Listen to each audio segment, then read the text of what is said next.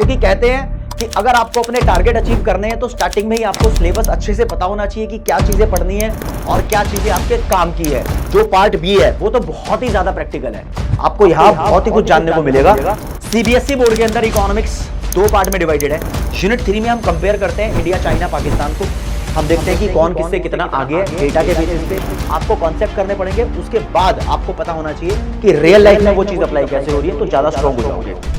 Welcome to class 12 guys, मैं आपका भाई दोस्त educator of economics love Kaushik स्वागत करता हूं आपका कॉमर्स वाला में। और इस वीडियो के अंदर आपको बता रहा हूं क्लास 12 के अंदर जो भी आपके सब्जेक्ट रहने वाले हैं उनका इंडिविजुअल सब्जेक्ट वाइज सिलेबस। क्योंकि कहते हैं कि अगर आपको अपने टारगेट अचीव करने हैं तो स्टार्टिंग में ही आपको सिलेबस अच्छे से पता होना चाहिए कि क्या चीजें पढ़नी है और क्या चीजें आपके काम की है। अगर 12th क्लास में स्टार्टिंग से कोई वीकनेस रह गई, कमजोरी रह गई, तो हो सकता है कि पूरी क्लास 12th बर्बाद हो जाए, रिकवरी का मौका ना आए। तो जो बंदा कंपटीशन में आगे निकलने की इच्छा रखता है मेरे दोस्त, तो उसको क्लास 12th को स्टार्टिंग से ही सीरियस लेना होगा। अर्ली स्टार्ट करोगे तो बहुत बेहतरीन रिजल्ट पाओगे, इसके ज्यादा चांसेस होते हैं।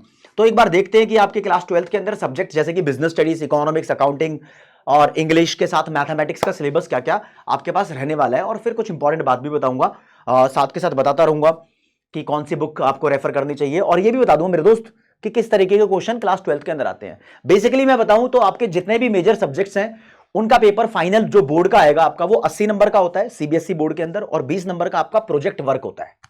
तो प्रोजेक्ट वर्क जो होता है वो आपको हर एक सब्जेक्ट का प्रोजेक्ट वर्क स्कूल के द्वारा दिया जाएगा आपके टॉपिक के हिसाब से, और उसके लिए आपको एक फाइल प्रिपेयर करनी पड़ती है। और उस फाइल के बेसिस पे टीचर्स आपसे क्वेश्चंस पूछते हैं, उसे बोलते हैं वाइवा वॉइस, और कुछ क्वेश्चन भी सॉल्व करा के देखते हैं, असाइनमेंट बोल सकते हैं उसको। तो दोस्त मैं चाहूंगा कि आप अपने स्कूल से बोलना कि ये प्रोजेक्ट वर्क हमें जल्दी ही दे दो स्टार्टिंग में, क्योंकि बाद में जब हमारे प्री बोर्ड या मेन एग्जाम्स होते हैं उसके दौरान अगर हम प्रोजेक्ट वर्क बनाने में अपना टाइम लगाएंगे तो कहीं ना कहीं अपनी बोर्ड की प्रिपरेशन से कॉम्प्रोमाइज करेंगे। तो इंसिस्ट करके, रिक्वेस्ट करके, कैसे भी करके स्टार्टिंग में प्रोजेक्ट वर्क ले लेना और धीरे धीरे उसको बनाते रहना और आराम से उसको बना के दे देना। हाँ, जो कॉमर्स वाले बच्चों के लिए हमने परिश्रम बैच स्टार्ट किया है, तो प्रो वर्जन में हम इसके प्रोजेक्ट वर्क भी आपको दे देते हैं कुछ, ताकि आपको आइडिया हो जाए कि कैसे करना है। खैर, आते हैं सब्जेक्ट पे। तो पहले मैं बिजनेस स्टडीज के बारे में बताऊंगा मेरे दोस्त। बिजनेस स्टडीज की आपके पास 12वीं क्लास के अंदर दो किताबें हैं, दो पोर्शन है, पार्ट ए पार्ट बी, कुल मिला के 12 चैप्टर है। पार्ट ए के अंदर 8 चैप्टर है, पार्ट बी के अंदर 4 चैप्टर है। न्यूमेरिकल इसके अंदर ना के बराबर है। पार्ट बी के अंदर एक छोटा सा न्यूमेरिकल बनता है ट्रेडिंग ऑन इक्विटी का, वो भी कभी आता है कभी नहीं आता, तो न्यूमेरिकल यहां से भूल जाओ, थ्योरेटिकल ही है। अब 12th क्लास की बिजनेस स्टडीज पढ़ने के लिए 11th क्लास की बिजनेस स्टडीज का कोई ताल्लुक नहीं है। हो सकता है आपको 11वीं की बिजनेस स्टडीज बोरिंग लगी हो, तो क्लास 12th की पढ़ लेना ढंग से, ये थोड़ी ज्यादा प्रैक्टिकल है। हाँ, थोड़ी ज्यादा प्रैक्टिकल है इसके अंदर। जो पार्ट बी है वो तो बहुत ही ज्यादा प्रैक्टिकल है, आपको यहां बहुत ही कुछ जानने को मिलेगा। तो पार्ट ए की बात करते हैं दोस्तों। यहां पर है ना, एक्चुअली अपने भेजे के अंदर घुसाना तुम एक बात, क्लास 11th में तुम पढ़ते आए हो बिजनेस के बारे में, क्लास 12th में तुम पढ़ोगे बिजनेस को मैनेज करने के बारे में। यहां बेसिकली मैनेजमेंट के पीछे पढ़े हुए हैं, तो मैनेजमेंट के अंदर क्या क्या चीजें जरूरी होती हैं वो बताई हुई है चैप्टर 1 में। मैनेजमेंट के कुछ रूल है, प्रिंसिपल्स हैं, बिजनेस का इन्वायरमेंट कैसा होता है, किन चीजों को हमें असलियत में झेलना पड़ता है, बिजनेस के अंदर की प्रॉब्लम, बिजनेस के बाहर की प्रॉब्लम, गवर्नमेंट पॉलिसी, ये सब कुछ पढ़ेंगे चैप्टर 3 में। फिर ये 5 पोर्शन लगातार है। बिजनेस में तुम कुछ प्लान करते हो, उसको अच्छे से ऑर्गेनाइज करते हो, फिर स्टाफिंग मतलब एम्प्लॉइज को हायर भी करना पड़ता है, आपको डायरेक्टिंग करनी पड़ती है कि भाई तू ऐसे काम करेगा, तेरे को मोटिवेट भी करेंगे, ऐसे सब कुछ सुपरवाइज भी करेंगे, सब कुछ इसके अंदर देखना पड़ता है। गलतियां हुई हैं तो उसको कंट्रोल भी करना पड़ता है।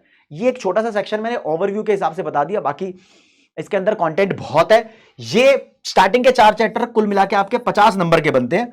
जो पार्ट बी है वो बहुत छोटा है, इसमें 4 चैप्टर है, ये आपके 30 नंबर के बनते हैं। ये इंडिविजुअल लिखे हुए, आप स्क्रीनशॉट साथ के साथ ले सकते हो। हाँ, पार्ट बी के अंदर बोलते हैं हम फाइनेंस और मार्केटिंग के बारे में पढ़ेंगे। फाइनेंस मतलब पैसे के बारे में। तो फाइनेंस के स्टार्टिंग के 2 चैप्टर है भाई साहब। यहां पर आप शेयर मार्केट के बारे में भी पढ़ोगे, यहां पर आप पढ़ोगे कि हम कैसे अपनी कंपनी के फाइनेंशियल डिसीजंस लेते हैं और क्या सही रहता है कंपनी के लिए, उधार से पैसा लेना या शेयर बेचकर पैसा लेना। ऐसी कुछ बातें यहां पर मस्त मस्त पढ़ने वाले हो। जब कंपनी अपना प्रॉफिट कमाती है तो उसका एक हिस्सा डिविडेंड के तौर पे बांट देती है, तो डिविडेंड कितना बांटना चाहिए, कितना नहीं बांटना चाहिए, ऐसे कुछ डिसीजंस आपको यहां देखने को मिलेंगे 9वें और 10वें चैप्टर के अंदर।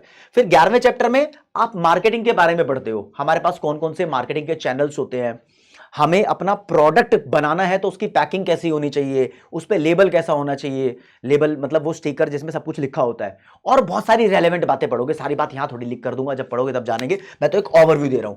फिर कंज्यूमर प्रोटेक्शन भी आप पढ़ोगे, कंज्यूमर के ऊपर एक अच्छा सा कंज्यूमर प्रोटेक्शन एक्ट बना हुआ है 2019 के अंदर, तो उस कानून में क्या क्या लिखा हुआ है, कंज्यूमर की क्या जिम्मेदारी है, कंज्यूमर के क्या राइट्स हैं, छोटा मोटा तुम पहले कभी जान लेते हो जिंदगी के अंदर, लेकिन अब थोड़ा एक्सप्लेनेशन है। कंज्यूमर को कोई दिक्कत आई तो कौन से कोर्ट में कंप्लेंट करेगा, कितने रुपए की उसको कॉम्पनसेशन मिलेगी, थोड़ा ज्यादा प्रैक्टिकल पोर्शन है। एनसीईआरटी की किताब खोल के देखोगे तो वहां पर आपको एक चैप्टर नंबर 13 भी दिखाई देगा, एंटरप्रेन्योरशिप बोलते हैं उस चैप्टर को, वो सीबीएसई के कोर्स में नहीं होता, बस इतना जान लेना। ओके रिपोर्ट है जी। प्रोजेक्ट वर्क यहां 20 नंबर का होगा, तो फिर से आपकी बिजनेस स्टडीज पूरे 100 नंबर की हो गई, 3 घंटे के पेपर होंगे सारे के सारे। आते हैं जी इकोनॉमिक्स पे। सीबीएसई बोर्ड के अंदर इकोनॉमिक्स 2 पार्ट में डिवाइडेड है, एक है मैक्रो इकोनॉमिक्स और दूसरी है इंडियन इकोनॉमिक डेवलपमेंट। सीबीएसई को छोड़कर जो दूसरे स्टेट बोर्ड्स हैं, ज्यादातर स्टेट्स बोर्ड के अंदर इकोनॉमिक्स 2 पार्ट में डिवाइडेड है क्लास 12th में, एक माइक्रो इकोनॉमिक्स एक मैक्रो इकोनॉमिक्स। तो भैया स्टेट बोर्ड वाले बच्चों को माइक्रो भी पढ़नी पड़ती है और मैक्रो भी, 2 किताबें। स्टेट बोर्ड वाले बच्चे 12वीं क्लास के अंदर इंडियन इकोनॉमिक डेवलपमेंट नहीं पढ़ते। जो सीबीएसई वाले बच्चों ने 11वीं में माइक्रो पढ़ी है वो स्टेट बोर्ड वाले 12वीं में पढ़ते हैं। जो सीबीएसई वाले बच्चों ने 12th क्लास के अंदर इंडियन इकोनॉमिक डेवलपमेंट पढ़नी है वो स्टेट बोर्ड वाले 11वीं में पढ़ चुके हैं। खैर देखते हैं भाई, मैक्रो इकोनॉमिक्स पढ़नी है पूरे भारत के 12वीं क्लास के बच्चों को। मैक्रो इकोनॉमिक्स में कुल मिला के 5 यूनिट है। पहली नेशनल इनकम, दूसरी मनी बैंकिंग, तीसरा determination of income and employment, चौथा सरकारी बजट, पांचवा बैलेंस ऑफ पेमेंट। इस मैक्रो इकोनॉमिक्स में तुम जानते हो कि देश की टोटल इनकम को कैसे कैलकुलेट करना है, यहां थ्योरी भी है और न्यूमेरिकल भी है। मनी बैंकिंग में आप जानते हो मनी क्या होती है, मनी के क्या फंक्शंस है, बैंकिंग सिस्टम के अंदर interest rate, reserve bank of India के काम क्या है और ये कैसे लोन क्रिएट करते हैं, न्यूमेरिकल भी है इसके अंदर। फिर अगर तुम्हें लग रहा है कि determination of income and employment में हम थ्योरी पढ़ेंगे तो भूल जाओ, थ्योरी के साथ साथ यहां पर डायग्राम भी पढ़ने और बहुत सारे न्यूमेरिकल्स हैं यहां पर। हाँ, बहुत अलग अलग चीजें आती है। सरकार का बजट के बारे में यहां कौन कौन से कंपोनेंट्स होते हैं, सरकार को घाटा होता है तो वो कैसे कैलकुलेट करते हैं, तो वो सब चीजें यहां पढ़ेंगे। बैलेंस ऑफ पेमेंट में हम एक अकाउंट बनाना सीखेंगे कि देश के अंदर जो लोग रहते हैं वो फॉरेन कंट्री के साथ ट्रांजैक्शन करते हैं तो फॉरेन करेंसी कैसे आती जाती है उसके ट्रांजैक्शन यहां रिकॉर्ड करेंगे। तो फॉरेन एक्सचेंज भी इसके अंदर पढ़ते हैं, फॉरेन एक्सचेंज को फॉरेन करेंसी बोलते हैं। दिस इज मैक्रो इकोनॉमिक्स, आपकी 40 नंबर की है, ये पोर्शन 1 हो गया। Portion number 2 Indian economic development, ये भी आपकी 40 नंबर की होती है। तो कुल मिला के 40 + 40 80 नंबर की आपकी बुक हो गई है और प्रोजेक्ट वर्क आपका वही 20 नंबर का होगा। कुल मिला के 100 नंबर का पेपर 3 घंटे में ये भी करना पड़ता है। अब किताब पे आते हैं, इंडियन इकोनॉमिक डेवलपमेंट। ये कुल मिला के प्योर थ्योरेटिकल बुक है, इसमें हद से हद 1 नंबर का न्यूमेरिकल बन सकता है। एम्प्लॉयमेंट वाले चैप्टर से अनएम्प्लॉयमेंट रेट कैलकुलेट करना हो सकता है। बाकी लगता है कि ये थ्योरेटिकल बुक है। इसमें कुल मिला के 8 चैप्टर है, 8 चैप्टर को 3 यूनिट में डिवाइड किया हुआ है। स्टार्टिंग के 3 चैप्टर यूनिट 1 में है, फिर आने वाले 4 चैप्टर यूनिट 2 के अंदर है और एक आखिरी चैप्टर है वो यूनिट 3 के अंदर है। उल्टा बताना शुरू करता हूं। यूनिट 3 में हम कंपेयर करते हैं इंडिया, चाइना, पाकिस्तान को। हम देखते हैं कि कौन किससे कितना आगे है डेटा के बेसिस पे। यहां पर काफी सारी कंपैरिजन भी होती है, ठीक है। हाँ, यूनिट 2 के अंदर देखते हैं हम कि आज इंडिया के सामने कौन कौन से चैलेंजेस हैं जो इंडिया को फेस करने पड़ रहे हैं। फॉर एग्जांपल यहां पर तुम थोड़ा सा इन्वायरमेंट भी पढ़ोगे, इन्वायरमेंट थोड़ी सी साइंस वगैरह पढ़ोगे, ये भी एक global warming, ozone layer depletion, भाई बड़े सारे चैलेंजेस हैं। रूरल एरिया के अंदर क्या क्या प्रॉब्लम है आप पढ़ोगे। यहां पर ह्यूमन कैपिटल फॉर्मेशन, नई चिड़िया आएगी एक, एम्प्लॉयमेंट की प्रॉब्लम पढ़ोगे। तो कुछ थ्योरी यहां जबरदस्त है। और यूनिट 1 के अंदर आप देखोगे जब से हमारा देश आजाद हुआ है तब से लेकर आज तक हमने कौन कौन सी पॉलिसी बनाई है, क्या हमारा ग्रोथ का ट्रैक रहा है, किस रास्ते पर देश चला, क्या क्या पॉलिसी थी इंडस्ट्री की, एग्रीकल्चर की, एक्सपोर्ट इंपोर्ट की, वो सारी पॉलिसी यहां देखेंगे। राइट, इकोनॉमिक्स हो गया भैया। हाँ, बच्चा बोलेगा सर किताब कौन सी, अभी बता दूंगा, टेंशन क्यों ले रहे हो भाई साहब। अकाउंटेंसी के बारे में आऊं, देखो जी, क्लास 11th की अकाउंटेंसी और क्लास 12th की अकाउंटेंसी में आपको क्या जानने की जरूरत है। क्लास 11th की आपको बेसिक्स पता होने चाहिए, जर्नल एंट्री कैसे करते हैं वो पता होनी चाहिए। एग्जैक्टली जर्नल एंट्री का चैप्टर तो क्लास 12th के अंदर है नहीं, बस क्लास 12th एक अलग ही लेवल पे बनाई गई है। यहां पर आप देखोगे सबसे पहले आपको पार्टनरशिप पढ़ना है। जब एक पार्टनरशिप फर्म होती है तो उसके अंदर पार्टनर्स को कैसे ट्रीट करते हैं, कैसे पार्टनर इकट्ठे होते हैं, नया पार्टनर कैसे आता है तो उसके बेसिस पर सभी पार्टनर का शेयर कैसे बदल जाता है, कौन कितनी कैपिटल ला रहा है, किसको कितना प्रॉफिट मिलेगा, वो सब शेयरिंग, गुडविल वगैरह यहां देखते हो। पार्टनर की रिटायरमेंट हो जाए, डेथ हो जाए तो कैसे ट्रीटमेंट होती है, अकाउंट्स में क्या बदलाव आते हैं, वो सब यहां देख रहे हैं। ये पार्ट ए में देखोगे। पार्ट बी के अंदर आप देखते हो financial statement sorry, part A की यूनिट 1 में पार्टनर्स के बारे में पढ़ते हो, यूनिट 2 में आप कंपनीज के बारे में देखते हो। बड़ी बड़ी कंपनीज कोई भी हो सकती है, चाहे रिलायंस हो, टाटा हो, ये अपने शेयर कैसे इश्यू करते हैं, डिबेंचर कैसे इश्यू करते हैं, क्या प्रोसेस होता है, कैसे कैसे लोग इनको पेमेंट करते हैं, उसकी एक अलग अकाउंटिंग होती है, राइट। बहुत बढ़िया तरीके से देखोगे, बड़ा मजा आएगा, बहुत प्रैक्टिकल है यहां पर। मतलब मैं तो ओवरव्यू दे दिया है, अंदर का मटेरियल बहुत जबरदस्त है। हाँ, पार्ट बी के अंदर आप पढ़ोगे कंपनीज की फाइनेंशियल स्टेटमेंट्स, कंपनीज की balance sheet, cash flow analysis, cash flow कितना कैश आता है कितना कैश जाता है, वो सब चीज यहां पढ़ोगे। ओके, रिपोर्ट तरीके से मजा आ जाएगा आपको दोस्तों। बैलेंस शीट, P&L, वो सब इसके अंदर बनेगा ही कंपनी वाले में। खैर ये आपका नॉर्मल काम है।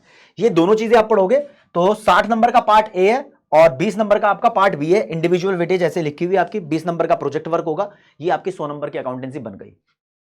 अब मुझे नहीं लगता कि ज्यादा स्कूलों में पढ़ाई जाती है। कुछ स्कूल ऐसे हैं जो अपने स्कूल के अंदर ये वाला पोर्शन नहीं पढ़ाते, इसकी जगह बच्चों को बोलते हैं कंप्यूटराइज्ड अकाउंटिंग पढ़नी है। ये एक डिफरेंट लेवल है कंप्यूटराइज्ड अकाउंटिंग, ये भी आपकी 20 नंबर की होती है। तो बहुत कम स्कूल है, तो देख लेना तुम्हारे स्कूल के अंदर क्या पढ़ाया जा रहा है। मतलब मोर देन 90% स्कूल मैंने ऐसे देखे हैं जिसमें ये नहीं पढ़ाया जाता, नॉर्मल वही 2 पोर्शन पढ़ाए जाते हैं। अब बात करते हैं दोस्तों मैथ्स की। मैथ्स की अगर बात करो तो मैथमेटिक्स क्लास 11th से क्या रिलेशन है। अगर आपने क्लास 11th में कोर मैथ्स पढ़ी थी, मेन मैथ्स, तो आपको छोटी मोटी ट्रिग्नोमेट्री पता होनी चाहिए, मतलब ट्रिग्नोमेट्री की नॉलेज होनी चाहिए, प्रोबेबिलिटी की नॉलेज होनी चाहिए, आपको थोड़ा बहुत डेरिवेटिव आता था तो वो आना चाहिए, और थोड़ा बहुत रिलेशन फंक्शन था तो वो आना चाहिए। कुल मिला के 13 चैप्टर्स हैं मैथ्स में, और उसको एनसीईआरटी के हिसाब से 6 यूनिट में डिवाइड किया हुआ है। जैसे पहला चैप्टर है रिलेशन फंक्शन, इसके बाद आपको इनवर्स ट्रिग्नोमेट्रिक फंक्शन पढ़ने पड़ते हैं। फिर एक अलजेब्रा आया है, ये डिफरेंट लेवल का अलजेब्रा है, आपने कभी पहले नहीं पढ़ा होगा, मैट्रिक्स, डिटर्मिनेंट्स, वो चैप्टर यहां पढ़ोगे। कैलकुलस में 5 चैप्टर पढ़ने हैं। हाँ, वो डेरिवेटिव जो आपने पढ़े थे उसका नेक्स्ट वर्जन है, डिफरेंशिएशन बोलते हैं। फिर उसकी एप्लीकेशन पढ़ोगे, फिर एक इंटीग्रेशन आएगा, फिर उसकी एप्लीकेशन पढ़ोगे, फिर डिफरेंशियल इक्वेशन आएगी। तो ये 5 चैप्टर आएंगे। नाम नाम सुनते रहो, इतना डेप्थ में मत जाओ, बस देखो कि हाँ कुछ नया नया, बहुत कुछ नया यहां पर आने वाला है। फिर वेक्टर्स एंड 3 डायमेंशनल ज्योमेट्री, इसके अंदर भी 2 चैप्टर आएंगे। लीनियर प्रोग्रामिंग होती है, एलपीपी बोलते हैं इसको, तो इसके अंदर भी डायग्राम है, ग्राफ बनाने। प्रोबेबिलिटी का नेक्स्ट वर्जन आपको यहां पर देखने को मिलता है। तो these are the chapters, 13 chapter कुल मिला के। 2 इसके अंदर हो गए, 2 इसके अंदर हो गए, 4, 5 इसके अंदर हो गए, 4 और 5 9, 2 इसके अंदर हो गए 11, और एक ये 12 और एक ये 13। ये सिंगल सिंगल चैप्टर है। ऐसे मिला के मैथ्स बनती है आपकी। और वही अप्लाइड मैथ्स का तो फिर वो एनसीईआरटी उसके ऊपर अभी है नहीं, तो एमएल अग्रवाल को फॉलो किया जाता है। अब बुक की बात कर लेते हैं इंग्लिश के बारे में बताने से पहले। एनसीईआरटी के लिए वही बेसिकली मैथ्स के लिए वही बेसिकली एनसीईआरटी फॉलो की जाती है। आप अपने हिसाब से अपने टीचर्स के बताए हुए कंटेंट को फॉलो कर सकते हो। काफी बच्चे आर.डी. शर्मा, आर.एस. अग्रवाल जैसी बुक्स को फॉलो करते हैं। अकाउंटेंसी के लिए वही 2 books, T S. Agarwal, D K. Goyal बहुत ज्यादा चलती है, लेकिन पीडब्ल्यू की बुक्स बहुत फेमस है। उसके अंदर बहुत ही एग्जाम स्टाइल कंटेंट क्रिएट किया हुआ है। अकाउंट्स के लिए एनसीईआरटी को इतना फॉलो नहीं किया जाता। इकोनॉमिक्स के लिए एनसीईआरटी को इतना फॉलो नहीं किया जाता। मैंने भी बुक बनाई हुई है, पीडब्ल्यू की बुक है, और नोट्स भी प्रोवाइड करते हैं दोस्तों आपको बैच के अंदर, तो आपको पता ही है। हाँ, यहां पर काफी सारे स्कूल के अंदर बोल देते हैं आपको टी आर जैन, वी के ओरी से ही, संदीप गर्ग से ही, सुभाष डे से ही, एस के अग्रवाला से ही, राधा बहुगुणा से ही, या कोई भी है संदीप गर्ग से ही, ये इससे पढ़ना है। लेकिन आप ध्यान रखो, टीचर का कंटेंट बहुत मैटर करता है इकोनॉमिक्स के अंदर, क्योंकि क्वेश्चन कहीं से भी आ सकता है, रियल लाइफ से भी, तो टीचर थोड़ा रिलेटिव होना चाहिए। 12th क्लास की इकोनॉमिक्स भाई इसी तरीके से डिपेंड करती है। बिजनेस स्टडीज की बात करूं तो एनसीईआरटी को ऐसे भगवान मान लो, एनसीईआरटी का कंटेंट ही बिजनेस स्टडीज में आता है। लेकिन कुछ स्कूल जबरदस्ती बोलते हैं सुभाष डे खरीदो, संदीप गर्ग खरीदो, पूनम गांधी खरीदो, तो उससे खरीदने से कुछ नहीं होता। बस एक चीज तुम्हें एडिशनल मिल जाती है, नई नई बुक्स के अंदर अलग अलग डिफरेंट स्टाइल क्वेश्चन गिवन होते हैं, केस स्टडीज गिवन होती है, प्रीवियस ईयर क्वेश्चंस गिवन होते हैं, तो वो ज्यादा बड़ा बेनिफिट है। ये बेनिफिट आपको पीडब्ल्यू की बुक में भी मिल जाएगा। आते हैं मेरे दोस्त इंग्लिश पे। इंग्लिश में वही है, एनसीईआरटी बुक्स है जिसे आप लिटरेचर बोलते हो, फ्लैमिंगो और विस्तास, इसके अंदर पोएम भी और चैप्टर्स भी हैं, ये पहले से होता है। फिर एक राइटिंग सेक्शन आ जाता है आपका। राइटिंग सेक्शन ये इतना ग्रामेटिकल नहीं है, जिसमें आप पैसेज देखते हो, seen passage, unseen passage, notice बनाना, आर्टिकल बनाना, रिपोर्ट राइटिंग, एडवर्टीजमेंट भी हो सकता है, नोट मेकिंग भी हो सकता है, application writing, such things basic है, आपको पता ही है, ये चीजें तो आती है। तो ये बहुत इंपॉर्टेंट कंटेंट है। इंग्लिश तो भैया, इंग्लिश तो उसी तरीके से मैनेज होती है जिस तरीके से आपके टीचर बोलते हैं, तो डिपेंड करता है कि आपका इंग्लिश में कितना हाथ तंग है। ओवरऑल तुम कोई भी सब्जेक्ट पढ़ोगे तो आपके पेपर में एमसीक्यूज बड़े इंपॉर्टेंट है। शॉर्ट एंड लॉन्ग आंसर के क्वेश्चन भी आते हैं, 3 4 5 6 नंबर के क्वेश्चन भी आते हैं। केस बेस्ड क्वेश्चंस, अब कॉम्पिटेंसी बेस्ड क्वेश्चन होते हैं, कोई प्रैक्टिकल प्रॉब्लम या केस स्टडीज लिखी होती है हर एक सब्जेक्ट के अंदर, तो उससे आपसे कुछ क्वेश्चन पूछे जाते हैं तो आपका कॉन्सेप्ट स्ट्रांग होगा, तब इसको सॉल्व कर पाओगे। आजकल इमेज बेस्ड क्वेश्चन आने लगे हैं काफी सारे सब्जेक्ट्स के अंदर। इकोनॉमिक्स में जैसे आता है डायग्राम बना होता है, आपको डायग्राम के बेसिस पे क्वेश्चन पूछा जाता है, वो सब आपको करा देंगे, उसकी टेंशन मत लो। बस थोड़ा हो गया है प्रैक्टिकल मामला, आपको कॉन्सेप्ट करने पड़ेंगे, उसके बाद आपको पता होना चाहिए कि रियल लाइफ में वो चीज अप्लाई कैसे हो रही है, तो ज्यादा स्ट्रांग हो जाओगे। ठीक है, तो क्लास 12th कॉमर्स वाले बच्चों के लिए हमने परिश्रम बैच लॉन्च किया हुआ है, तो पीडब्ल्यू की मोबाइल ऐप में आप उस बैच को जाकर ज्वाइन कर सकते हो। अगर आप क्लास 12th के साथ मेरे दोस्त सीए की तैयारी करना चाहते हो तो उसके लिए भी एक अलग से बैच है। आपको जब लिखोगे पीडब्ल्यू की मोबाइल ऐप पे आप परिश्रम कॉमर्स तो आपको दिख जाएंगे, और class 12th plus CA foundation. अगर आप क्लास 12th के साथ सीईवीटी की तैयारी करना चाहते हो तो वो भी है, प्रो वर्जन भी है, तो बहुत सारे हैं आपके पास। आप बस पढ़ाई कीजिए, आप कहीं से भी पढ़ सकते हो, मैं नहीं कह रहा यहीं से पढ़ना है, जहां से आपको पसंद हो आप वहां से पढ़ सकते हो, जो आपको टीचर अच्छा लगता है उससे पढ़ लेना। बस आपका मकसद पूरा होना चाहिए, आप जो चाहते हो उतने नंबर आने चाहिए। मैंने यहां पर मिस किया है, मुझे पता है। अप्लाइड मैथ्स का syllabus, physical education, entrepreneurship, legal studies, वो सब एडिशनल चीजें हैं, कोर चीजें मैंने यहां कवर अप की हैं। इसके अलावा कोई और आपका डाउट हो तो कमेंट सेक्शन में लिख देना। और बॉन्ड बना हुआ है पूरे भारत में, बच्चों से बहुत बहुत बहुत एक्सपेक्टेशन है मुझे कि अच्छा स्कोर करेंगे और अच्छी तैयारी करेंगे। 12th क्लास के अंदर कॉमर्स वाले मचाने वाले हैं, मुझे लगता है। क्या सही लगता है बताना जरा। Thank you so much guys, love you all.